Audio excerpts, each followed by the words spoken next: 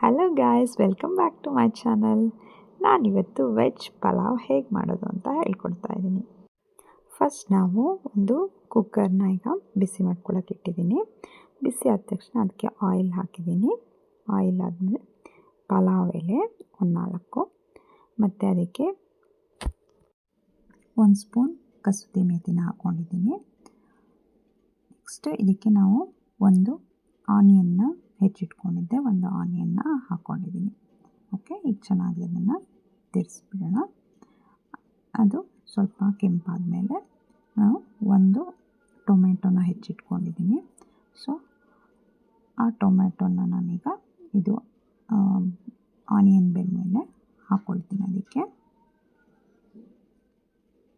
Okay, ಈಗ ನಾವು tomato ಬೇಗ ಬೇಯಬೇಕು ಅಂತ ಹೇಳಿದ್ರೆ ಇದಕ್ಕೆ 1 ಸ್ಪೂನ್ ಸಾಲ್ಟ್ ಹಾಕಿದ್ರೆ ಬೇಗ ಬೆಂದ್ಬಿಡುತ್ತೆ. ಓಕೆ, ಆನಿಯನ್ ಮತ್ತು ಟೊಮೆಟೊ ಎರಡೂ ಕೂಡ ಫ್ರೈ ಆದಮೇಲೆ ನಾನು ನೆನೆಸಿಟ್ಟಿರುವಂತಹ ಬಟಾಣಿನ ಹಾಕ್ಕೊಳ್ತಾ ಇದ್ದೀನಿ. ಓಕೆ, ಈಗ ನಾನು ಗ್ರೈಂಡ್ ಮಾಡ್ಕೊಳ್ತೀನಿ ಕೆಲವೊಂದು ಐಟಮ್ನ.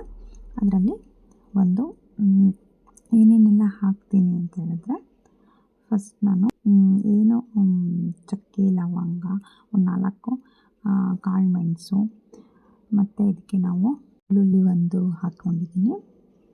ಓಕೆ, ಇದಕ್ಕೆ ಮತ್ತು ಶುಂಠಿ, ಸ್ವಲ್ಪ ಕೊತ್ತಂಬರಿ ಸೊಪ್ಪನ್ನು ನಾನಿಲ್ಲಿ ಜಾಸ್ತಿ ಹಾಕ್ಕೊಂಡಿದ್ದೀನಿ. ಹಸಿಮೆಣಸು ಒಂದು 4.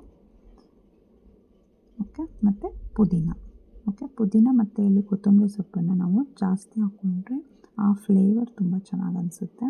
ಓಕೆ, ಮತ್ತು ಕಲರ್ ಕೂಡ ಸ್ವಲ್ಪ ಗ್ರೀನಾಗಿ ಬರುತ್ತೆ. ಹಾಗೆ ಆ ಪುದೀನ ಫ್ಲೇವರ್ ಕೂಡ ತುಂಬ ಚೆನ್ನಾಗಿ ಬರುತ್ತೆ. ಸೊ ಹಾಗಾಗಿ ಇವನ್ನೆಲ್ಲ ಹಾಕ್ಕೊಂಡು ನಾನು ಗ್ರೈಂಡ್ ಮಾಡ್ಕೊಂಡಿದ್ದೀನಿ.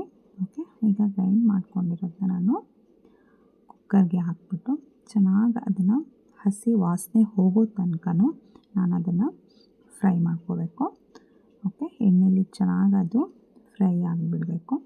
ಫ್ರೈ ಆಗಿ ಹಸಿ ವಾಸನೆ ಫುಲ್ ಹೋಯಿತು ಅಂದಾಗ ನಾವು ಅದಕ್ಕೆ ನಾವು ತರಕಾರಿಗಳನ್ನೆಲ್ಲ ಹೆಚ್ಚಿಟ್ಕೊಂಡಿದ್ವಿ. ಇಲ್ಲಿ ನಾನು ಬೀನ್ಸ್ ಮತ್ತು ಕ್ಯಾರೆಟ್ ಮತ್ತು ಆಲೂಗಡ್ಡೆನ ಯೂಸ್ ಮಾಡಿದ್ದೀನಿ.